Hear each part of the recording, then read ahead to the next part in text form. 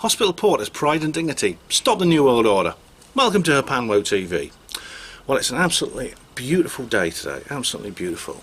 I'm just sitting here in this garden. Not my garden, unfortunately, but it's still a lovely garden. I'll just show you actually what the sky looks like. Ooh. Have a look at that. What do you reckon? That is absolutely fantastic. Not only, let me just put this back on the tripod. Right, not only do you see there's not a cloud in the sky, as the saying goes, there's also no chemtrails. Not one. There's been a few over the last couple of days, well, before the hot weather began. I don't know if there's a connection there, but there seems to be none at the moment. And I think that's important. That's a very, very important thing. It's going to be the subject of what I'm going to talk about. There you go. Because the question a lot of people come up with is what exactly are chemtrails? Now, many people, even people within the conspiracy sphere, deny they exist. Jerry E. Smith, for example, the late great Jerry E. Smith, he took the mainstream view that it's just aircraft leaving behind trails of condensation and soot. I don't take that view. I explain why. I've done several other videos where I explain why that is. And indeed I've had debates with people about this, including Slaxer, about exactly what is going on when it comes to chemtrails.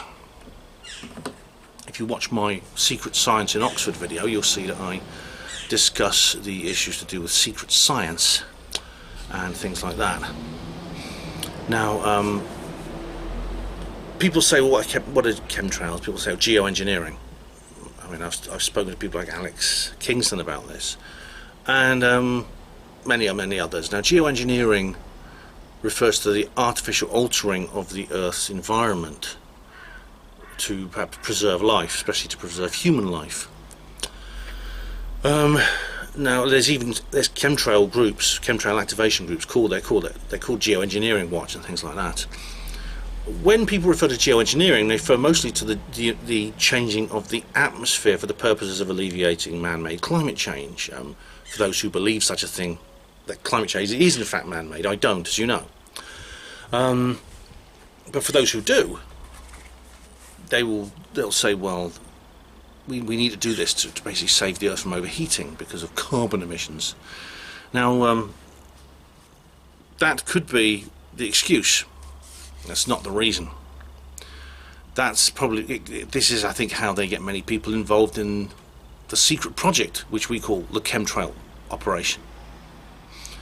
They probably say, well, look, we have to keep the pilots and people like that. People often say, well, how do the pilots and everyone keep the secret? You know, Miles Power just did a thing like this. Was it? No, it was Mouthy Buddha. Miles Power did one a long time ago, but Mouthy Buddha has more recently done a video where he discredits the idea of chemtrails. And he's incorrect. It'd be very easy to keep it a secret, and Slaxer indeed has made this point, which again I've challenged, which is that that you couldn't keep a secret. You couldn't keep an operation on this scale secret. Yes, you could, very easily. You simply tell people it's for the benefit of the planet, and you know, it's a nasty thing, but we have to do it, and then you just rely on good old-fashioned human psychology, the Milgram experiment, etc., etc. I've talked about this before. But the question is, what purpose do chemtrails really serve? What are they really there? What are these aircraft doing, flying up and down our skies, leaving behind strange trails of various kinds? What are they for? And no one really has an adequate answer for that. I've never heard a completely satisfactory response. I don't think anyone has a complete answer. But the closest I think we have here is there's some intriguing and some really frightening clues coming from several researchers, most notably Cliff Carnicom and Sophia Smallstorm. Now, what they found is many people, well, Carnicom noticed that various chemicals were being released during heavy chemtrail attacks, barium, aluminium, things like that, in minute particles. But he also noticed strange filaments, strange long thread-like structures, very small, almost microscopic, that were found in water. He found them in water samples and things like that. And at the same time, someone called Mary Leto, she's the one who first started it, a mother of a 2-year-old child, started to make people aware of a disease, a skin problem that was emerging. But it seemed to have many, many other associated problems associated with it, which she called Morgellons disease. A Morgellons sufferer will come down with well, it begins with intense irritation of the skin. If you watch my zombie video, I discuss Morgellons in detail. It begins with intense irritation of the skin. People will feel like there's some kinds of creatures with sharp teeth gnawing away under their skin and things like this. I mean, the official medical pronouncement on this is it's parasitosis, basically a psychological problem where people think they are infested by parasites when they're not, and that the actual sensation, this very unpleasant sensation in the skin, is psychosomatic. It's just you're basically your mind playing tricks on you. And what happens after that is that the skin breaks out in lesions, painful. The skin breaks into these very, very painful lesions where they bleed, they ooze, and you have to cover them with dressing, and they're very sore and itchy. Now, the official medical pronouncement is this is where people start scratching when they get this irritation, and the lesions are caused by the scratching. You basically you dig, this can happen if you scratch too much. I used to have eczema. You actually damage your skin with your own nails. But the thing is that from these lesions comes strange things, along with the blood and pus and lymph and other things that ooze from these lesions. Comes other very, very strange things as well, strange structures that should not be there, and including small filaments, small thread-like filaments which move, almost like they're little worms. They seem to be alive, and you can actually hold them in a lighter flame and they won't burn. But people have reported other things, such as what looks like tiny crystals, like tiny bits of glass, coloured glass. These things are coloured, they're multicoloured, the threads on the glass, green, blue, red, etc. And even small mechanical devices, small metallic objects have come out of these wounds. So what are they? The doctors say very simply these bits of thread are just cotton. They're they're fragments of cotton from dressings that have been caught in the scab when a scab forms. Nonsense. No, there's more to it than that. I've looked into this. Now, according to Sophia Smallstorm, it's worth watching her presentation from chemtrails to pseudo-life. It's extremely... It'll make you frightened, but I think it's material you need to know. What she says is that the chemtrails are essentially they're giving off what is essentially what she calls pseudo-life. These are strange organisms which are a cross between archaea and eukaryotes. Now, archaea are single-celled organisms, amoeba-like things, which are extremely hardy. You can put them in radiation. They live in volcanoes, things like that. They're very old. Archaea means old creatures. They're one of the 3 domains of life, along with bacteria and eukaryotes. Eukaryotes are all animals, plants, and fungi. It's all to do with the kind of cells we have. And she said these are multicellular. They're like eukaryotes. So this thing looks like a worm. They look like tiny worms, like the nematodes. Those tiny small worms, which are eukaryotic life. You can tell by the type of cell they have. But they are as hardy as archaea. And she believes, and I agree with her, that these are probably the result of covert government experimentation to produce these things. They've been bred in laboratories specifically. Possibly they are extraterrestrial, and they've been, maybe the aliens brought them with the Roswell crash, or many of the other crash retrievals that happened. Maybe they've simply been developed by scientists working within the secret scientific program.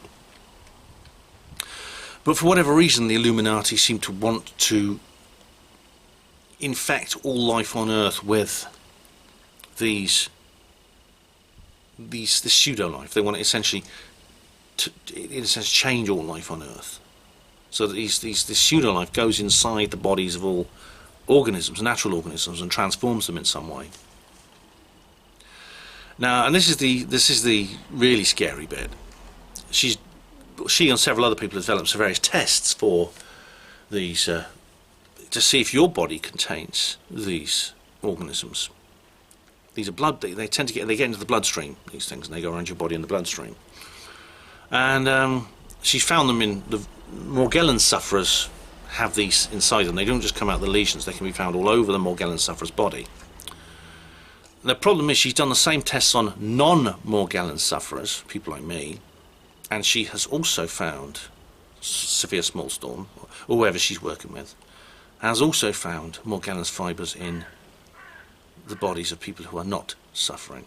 There are some quite famous, I think it's when famous people come down with the diseases, publicity gets around. So for example, there's a famous baseball player in America who has Morgellons, and indeed the singer Joni Mitchell, she who sang about a paving paradise to put up a parking lot. I remember that was one of her favourite songs.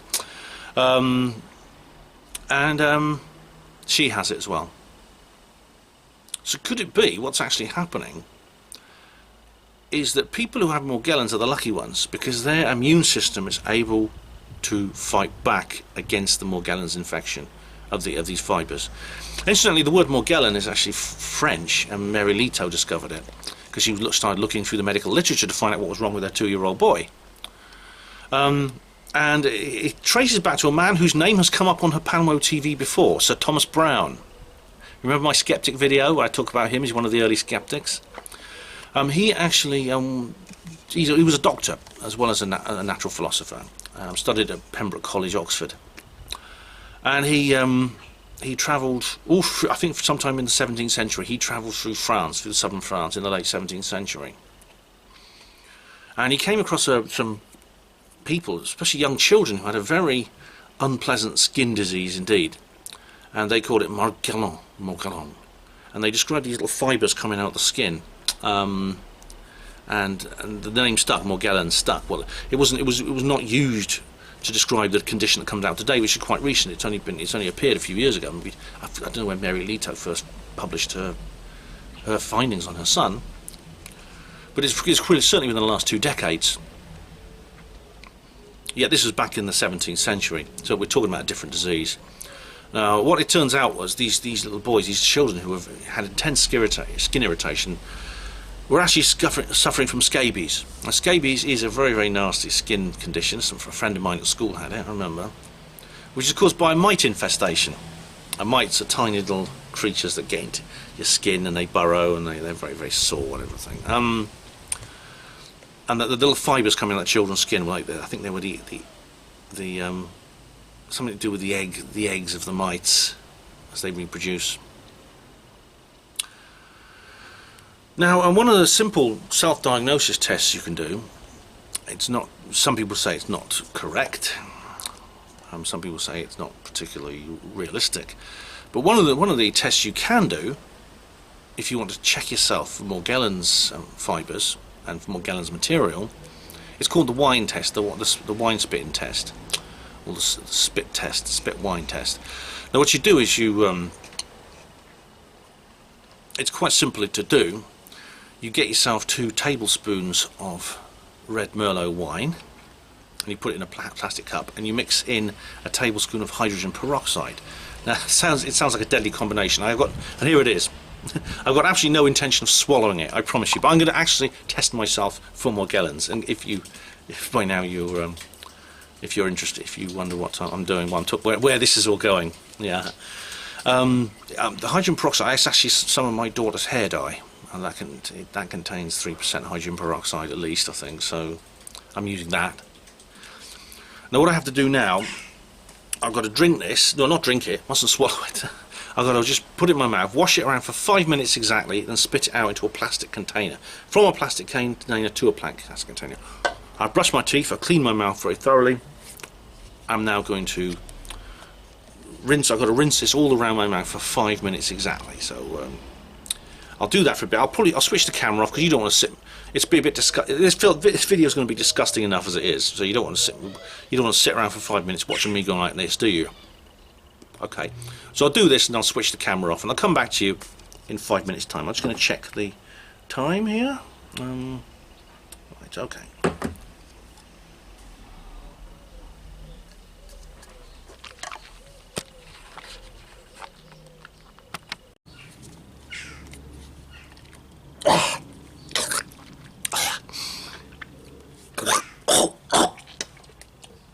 That was disgusting. disgusting. Absolutely disgusting. I feel like kind of like a wine taster, sort of a parody of a wine taster. That's, by the way, why do wine tasters spit out the wine after they taste it? You know, they go, and they spit it into a bucket and say, that's a nice finish, or the nice that's an undertone of raspberries and things like that. Why do they do that? It's to stop them getting drunk when they're in the middle of it. Anyway, right, I've done it now. This is the result, and so I'll just see what happens and give it a few minutes and see if I can find anything in there. Okay, so I think I'll do that indoors.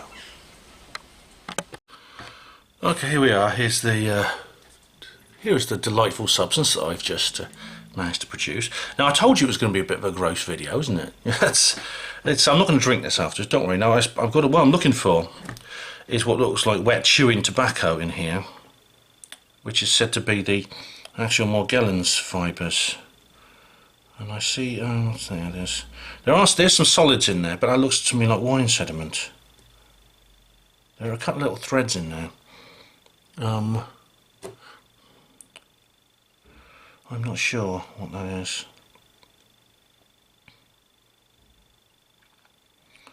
When you see them moving or not, that I don't know how much you can see here. There are little bits. You see the little bits? This is not a surprise, obviously. I mean, I think the majority of people who do this test, whether they have Morgellons or not, do come back as positive, which means that most of the people in the world have some Morgellons fibres inside them. I can't see anything in there that looks distinctly different from what you... What's that? How much you can see, there's a tiny little thread there. I think that's moving slightly. How much you can see of that? Hang on, I can't. It's in there, there it is. It's gone now. Where is it? I thought I washed it away. I saw thread seem to be curling slightly.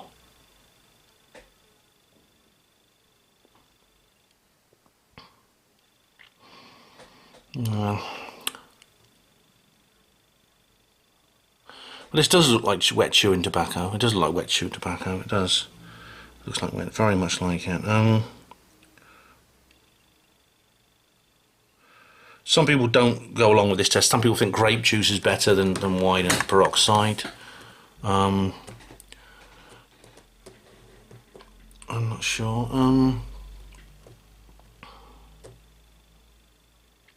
Wine does have little fibres and things in it. It does naturally have little fibres and things in it. I saw one that was moving slightly a little while ago. Can't find it now. But it seemed to be wriggling slightly, like a worm. So inconclusive, I would say. I don't know whether this is Morgellons or not.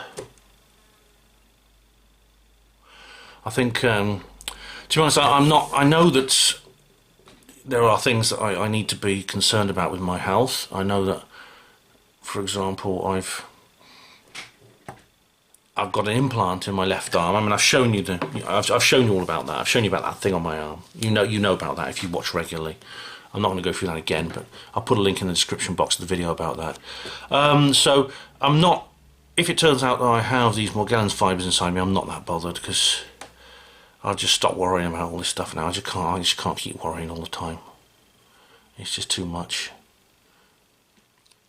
And I mean, you remember my video, Is There Any Hope? I've kind of like become quite fatalistic in the last couple of months when it comes to everything to do with the New World Order and the work against it, the degradation of the conspirasphere into a series of warring, infighting tribes, the fact that we seem to be making no progress, the fact that every new development seems to be bad news. I mean, I've seen this thing about QAnon and how QAnon is like now saying, now is the time when we're going to, there's been a secret war raging, we're going to arrest all the globalists and Hillary's going to jail and, long live Trump and stuff like that. I don't know. I'll cover that on a separate video anyway. But as far as I can see here,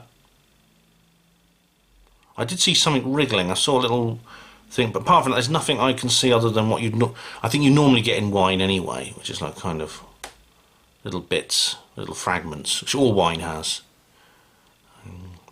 Okay, but thanks anyway for watching, everyone. I hope I didn't gross you all out.